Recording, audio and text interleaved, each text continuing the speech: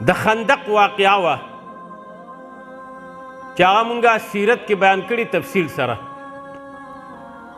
غزوه د خندق مونږ لګیا شو او خندق مو کنستلو. وی په الله درته قسم کوم چې څه نه و د خوراک، مونږ به د خېټو پورې تیږې تړلې.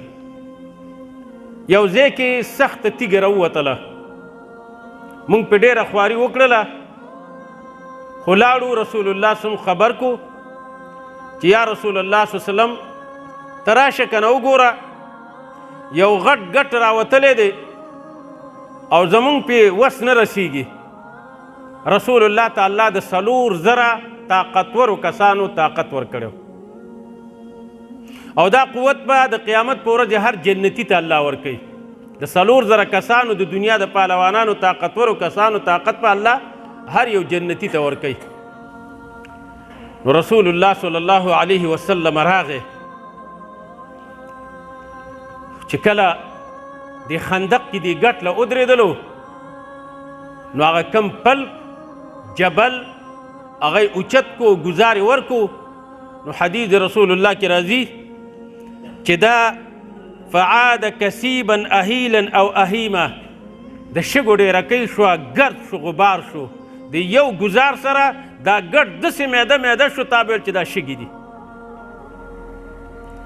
عمر فاروق صاحب راغی یا رسول الله دا څه حال دی؟ د خېټې له مه ګوره تیږې مور پورې تړلې دي، لوږه ده. رسول الله خپل کمیس مبارک اوچت کو، ورته وایي عمره تا یوه تیږه تړلې او ما 2 تړلې، که لوږه په تا ده نو په ما هم ده. جابر ابن عبدالله رضی الله تعالی عنه فرمایي ما چې د رسول الله دا حالت ولیدو چې د الله نبی سید العرب والعجم داسې د لوږې په حالت کې دی. مېل یا رسول الله کور کې مې لږ کار پیدا شو، اجازه راکړه. ویل زه لاړ شه. کور ته رالم، خپلې ښځې بیبي ته مې وویل څه شته دی؟ راته ویل ولې نه؟ یو سوع یو پیمانه یعنې څه د پاسه 2 کیلو وربشي دي او دا 1 چیلوکی دی. بیبي ته وایي په الله قسم نن مې رسول الله په داسې لوږه کې لیدلی دی چې نورې نشم لیدلی. ته دا وړه لامده که، میچنې ته کښېنه، دا وربشې میده که، وړی که او لامدی که او زه به دا چیلوکی حلال کم. چیلوکی حلال کو، کټویل یې ور واچولو. ښځې ورته ویل چې رسول الله ډېر سخاوت والا دی، خو ګوره ورته به ووایې چې دومره وړه دي او دومره غوښه ده، هسې نه چې هغه اعلان وکړي خلک راپسې ډېر راولي او دلته منځ کې څه شته نه دی. نو اول به یې پویه کړي. صحابیات یې هوښیارې وي، صحابه خو هوښیارو، خو هغوی ته چې الله کومې بیبیانې ورکړي دي نو هغه هم ډېر اوچت مرتبې والا هوښیارې.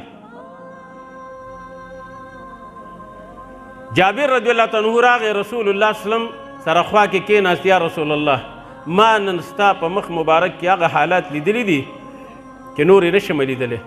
زه کور ته لاړم، په کور کې وړوکی چیلوکی و هغه مو ذبحه کو، حلال مو کو، او یو سوع پیمانې څه د پاسه 2 کیلو وربشې وي هغه مو لمدې کړي.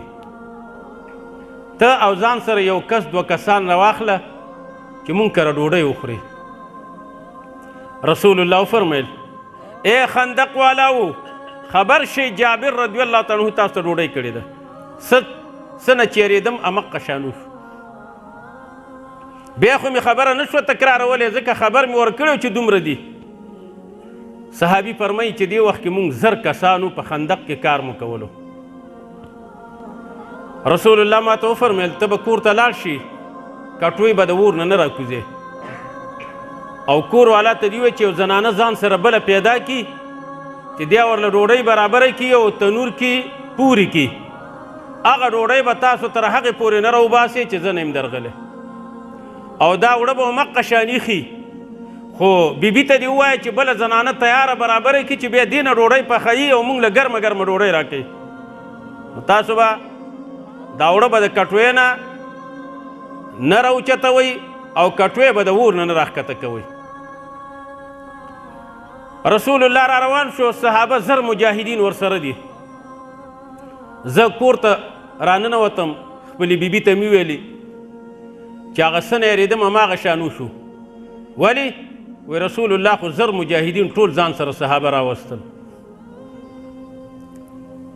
بیبي وایي چې تا رسول الله خبر کړی دی؟ وایي ما ورته ویل ما رسول الله خبر کړی دی. ویل زه چې رسول الله ته دې خبره کړې ده نور بیا مه خفه کېږه. رسول الله را دننه شو. ویل کټوۍ چېرته ده؟ د غوښې په اور د پاسه ایښې وه، سر یې ترې لرې کړه، لاړې مبارکې پکې واچولې. و د رسول الله لاړې دا د دنیا سمندرونه به ختم شي او د رسول الله لاړې چې پسې کې پرتیا نه ختمېږي. رسول الله ته الله 3,000 معجزې ورکړي دي. نو رسول الله سم را دننه شولو او ویې فرمیل کاسې راوړئ. کاسې مې راوړلې او ډوډۍ د تنور نه ګرمه ګرمه راوباسو او دغه شانې په دې کې دا ډوډۍ ماتوو، د دیګ نه پې ښوروا راچوو تر دې پورې چې دا 1000 صحابه کرام ټول ماړه شو.